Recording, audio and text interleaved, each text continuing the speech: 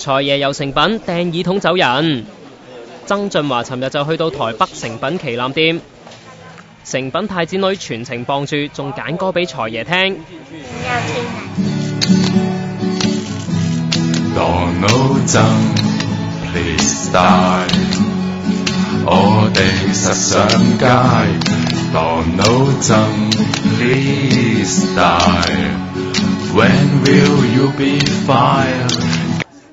哇，咁大整蠱啊！財爺耳筒都掟唔切啊！我隨便拿一張就拿到廣東歌了。真係咁啱得咁巧，原來係香港組合 My Little Airport 舊年出嘅碟，其中一首串爆煲呔嘅歌，唔怪得財爺咁尷尬啦。不過都唔影響誠品想打入香港市場。我哋當然絕對係歡迎，即係好似誠品一樣咁樣嘅公司啦。我翻到去之後咧，就會有啲政府部門啊，咁同佢哋再探討一下，睇下點樣可以即係提供到一啲適當嘅選擇俾佢去睇一睇咯。人哋一早就喺香港揾鋪啦，已經找了10幾年了，但是因為香港的租金都很高嘛。